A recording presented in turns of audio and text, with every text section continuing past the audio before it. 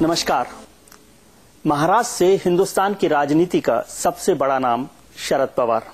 महाराष्ट्र में 4 बार मुख्यमंत्री और बरसों बरस केंद्रीय मंत्री विपक्ष के नेता रहे शरद पवार बीसीसीआई और आईसीसी के मुखिया भी रहे, लेकिन उनकी सबसे बड़ी पहचान है वो दोस्तों के दोस्त माने जाते हैं। राजनीति में जहां लोग दुश्मन बनाते हैं, वहां शरद पवार ने दोस्तों की जमात खड़ा की। शरद पवार साहब हमारे साथ हैं। पवार साहब, आपका बहुत बहुत स्वागत है। पवार साहब, जहां जाएं हिंदुस्तान में, दुनिया भर में भी जाते हैं, तो सब लोग इस बात की तारीफ करते हैं कि शरद पवार साहब यारों के यार हैं, जिनके साथ दोस्ती निभाते हैं उनके साथ जमकर दोस्ती निभाते हैं।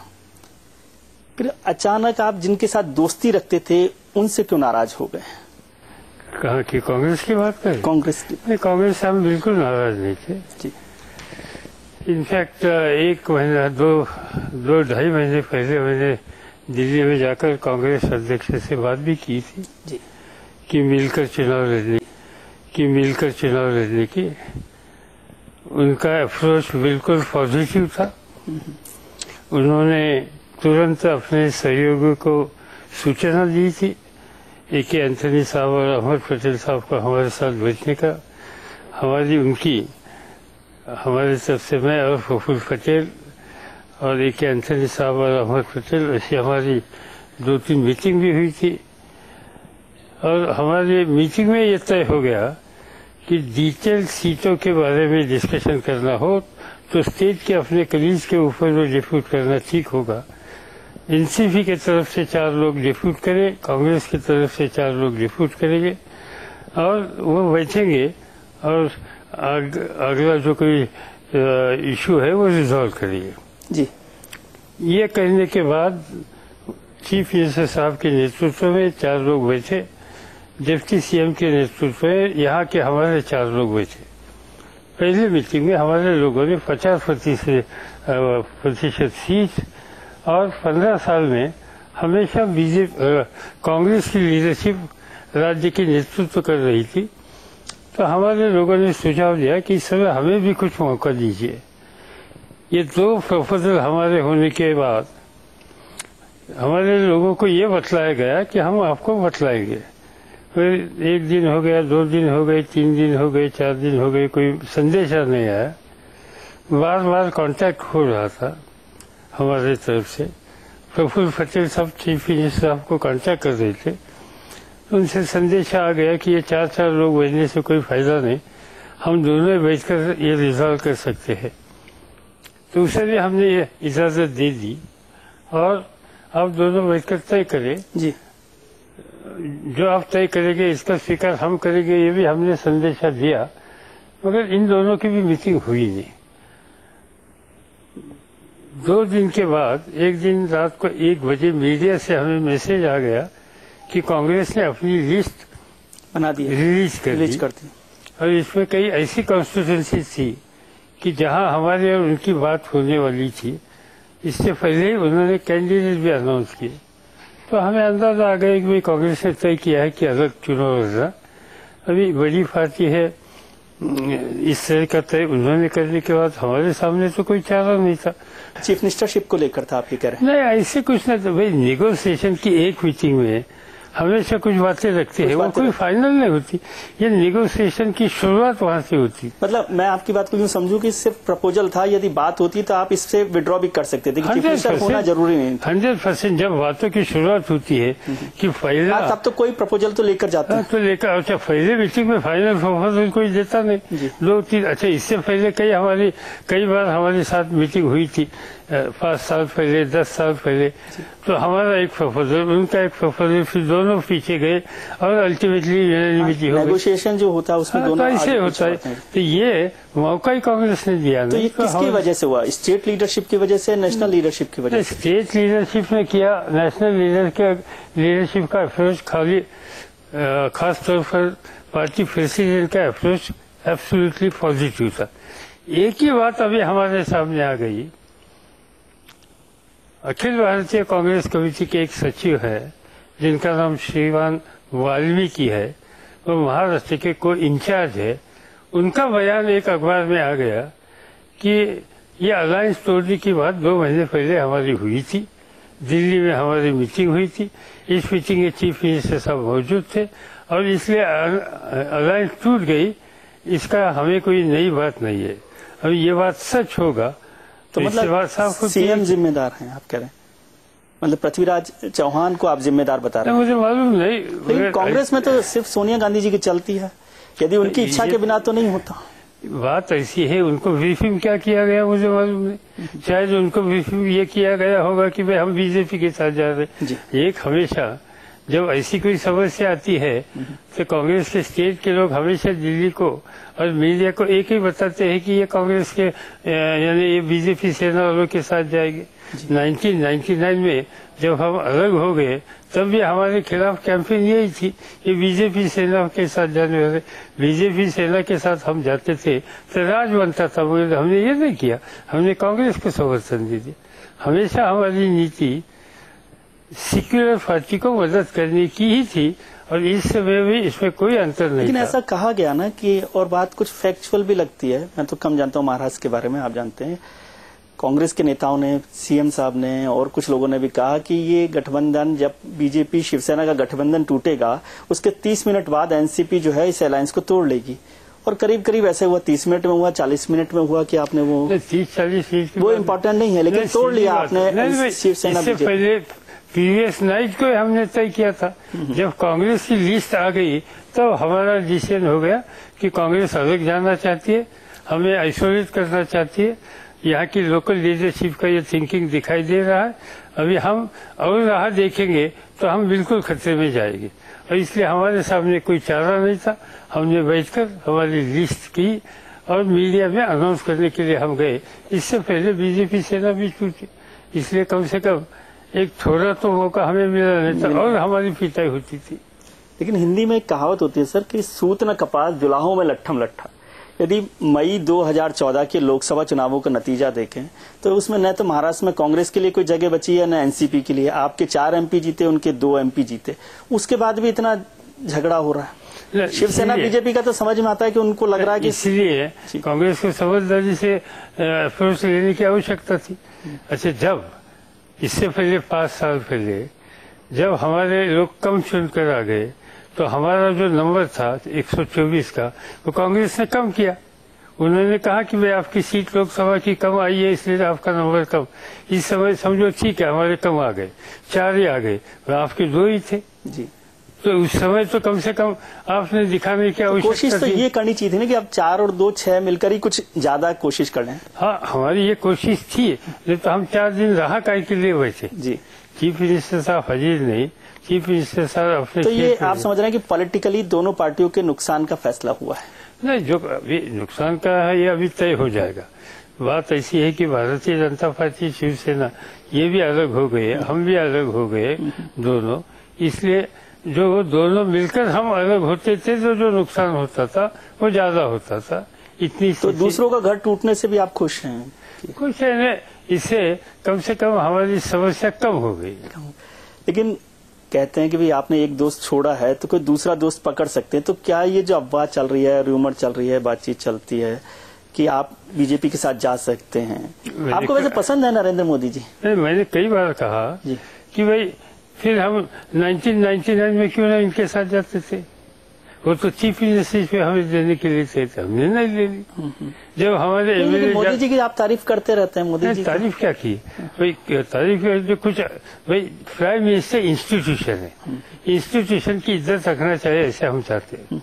इंस्टीट्यूशन के बारे में कुछ बातें होती है, अभी आजकल जो उन्होंने जो एक अप्रोच लिया है, मुझे नहीं लगता हमारे जैसे कोई बिटर क्रिटिक उनके बारे में है। तो मतलब अच्छे प्राइम मिनिस्टर हैं नरेंद्र मोदी जी आपके हिसाब से? अच्छे है बुरे है वो तय करेगा। अभी पिछले 4-5 महीने में आज 130 दिन हो गए, अच्छे दिन आने वाले थे, ये उन्होंने विश्वास दिया था। एक लोगों को ऐसे लग रहा था कि ये सरदार पटेल जैसे मजबूत चीफ मिनिस्टर है, प्राइम मिनिस्टर है, और वे छोटा सरदार के नाम के एक कुछ कैंपेन भी कुछ लोगों ने चलाई थी, मगर जिस तरह से पाकिस्तान की सीमा पर कुछ दिनों से हमले हो रहे, हमारे बेकसूर लोगों की हत्या हो रही है, हमारे नौजवान वहाँ मारे जा रहे हैं, और वहाँ आज तक देश को डिफेंस मिनिस्टर देने की जिम्मेदारी भी जिन्होंने पूरी नहीं की, और इतना कल भी 5 लोग मारे गए, ऐसे समय में इस पर ध्यान देने की आवश्यकता थी। मगर इससे भी उनको जरूरत लगती है, उनको इम्पोर्टेंट लगता है कि छोटे गांव में जाकर, चाहे ताजगांव हो या एरंडोल, तहसील फेस में जाकर वहाँ मीटिंग करना, ये उनको सीरियस लगता है। इससे ही नेशनल इंटरेस्ट, इसमें प्रायोरिटीज क्या है, ये बातें सामने आ रही है। नहीं, मुझे समझ नहीं आई कि आप क्या कह रहे हैं, नरेंद्र मोदी अच्छे प्राइम मिनिस्टर हैं या खराब प्राइम मिनिस्टर हैं? Why I should repeat, it's not my job कि अच्छे या बुरे कहने का। हम असेस करेंगे किस तरह से कदम उठा रहे इससे।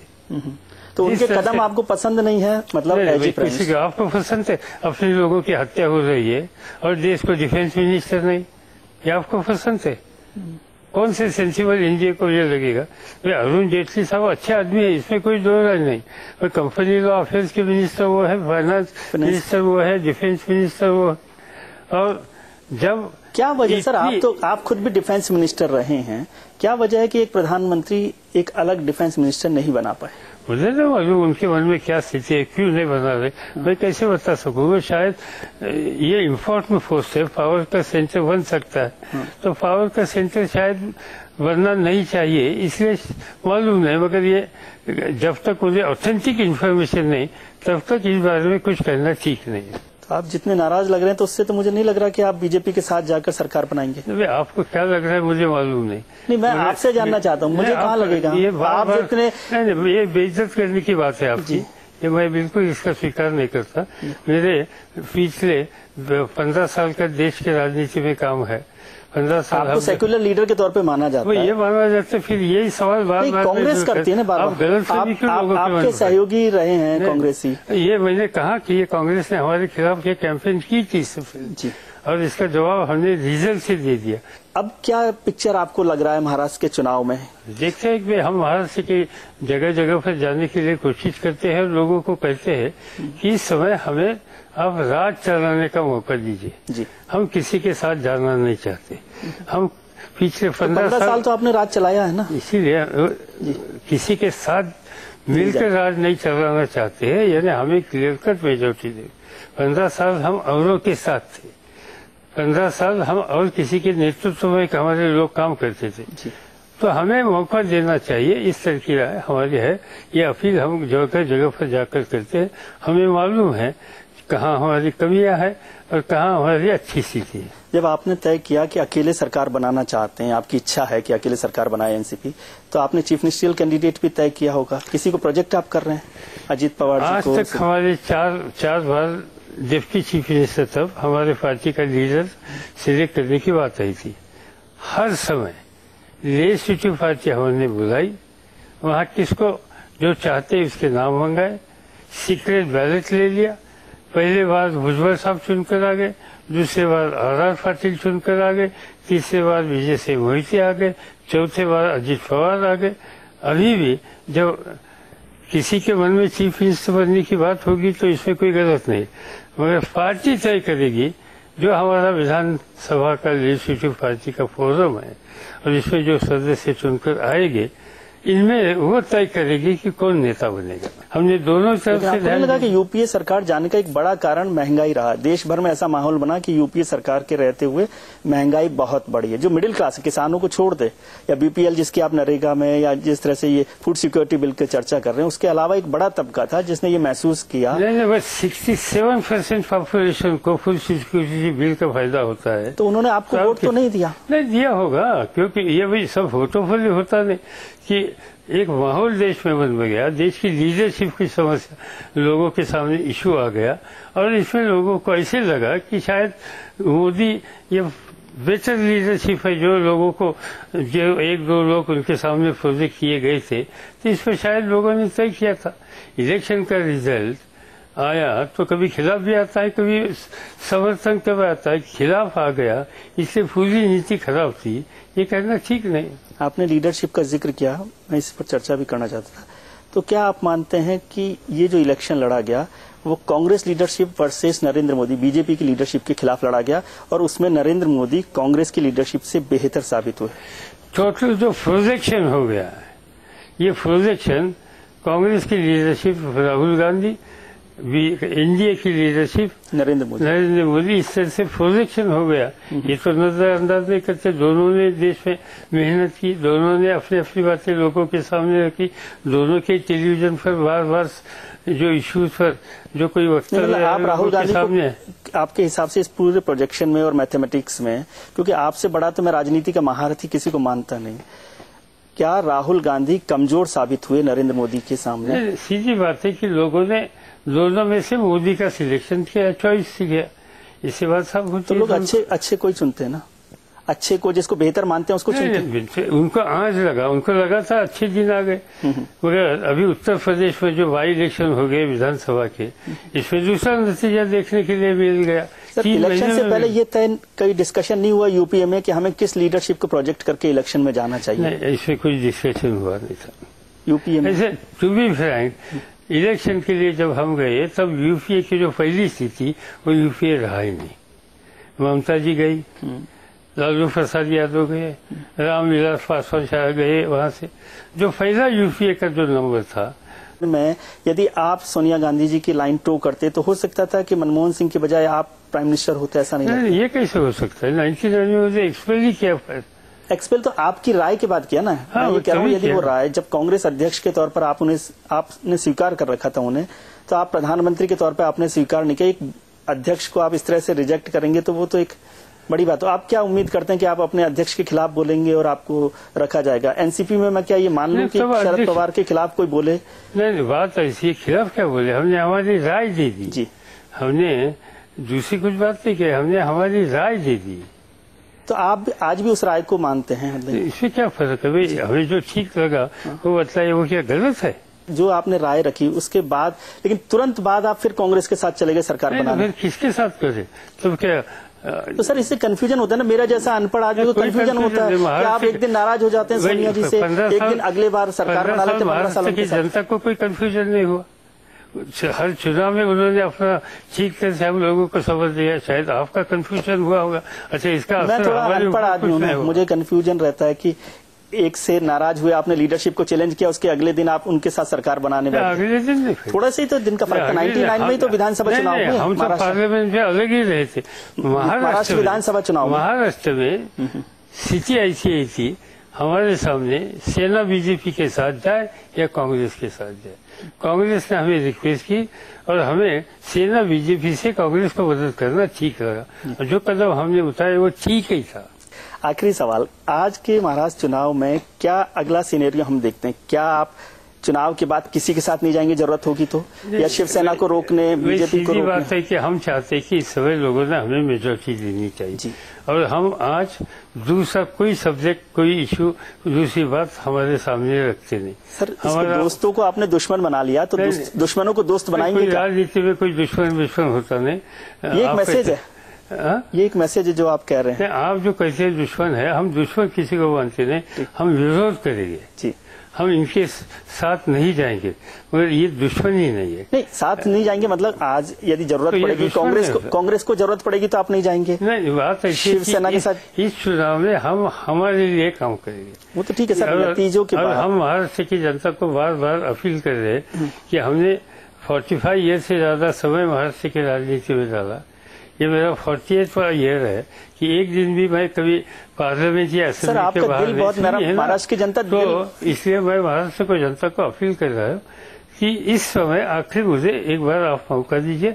हम किस तरह से राज चल रहे थे, हम दूसरी बात हमारे सामने रखते नहीं। वो मैं समझ गया। वो अर्जुन, उनका एक आंख से मछली की आंख पर आप, ऐसे हमारे वहाँ ही ध्यान है, बाकी ध्यान इधर उधर नहीं। लेकिन सर, महाराष्ट्र के लोग और हिंदुस्तान की राजनीति के लोग कहते हैं कि शरद पवार साहब का दिल बड़ा नरम है, फिर जरूरत पड़ती है तो वो किसी, और जैसा आप कह रहे हैं कि दुश्मन नहीं है तो फिर किसी का भी साथ दे देंगे। किसी का, सबका मैं आपको दुश्मन को, आपने भी कुछ नहीं, आपको इतना दोस्ती आपकी इतनी वो है दुनिया भर में ख्याति, तो इसलिए सब लोग समझते हैं कि आप दोस्ती की वजह से फिर किसी के साथ जा सकते हैं, कांग्रेस के साथ। किसी के साथ जाते थे, ये आपका इल्जाम है। डोंट यूज, कांग्रेस के साथ तो जा सकते हैं। आप बोलते किसी के साथ भी जा सकते हैं, इट्स टू मच। तो कांग्रेस के साथ जा सकते हैं? नहीं जाइए, इस समय हमारी नीति, हमारी पार्टी मजबूत करके हमारे बलबूते पर सरकार बनाने की कोशिश करें, इसलिए हम मेहनत कर रहे हैं। चलिए, बहुत बहुत शुभकामनाएं। हम चाहते हैं कि आपकी सरकार को, जो आपकी पार्टी को सरकार बनाने का मौका मिले। बहुत शुभकामनाएं।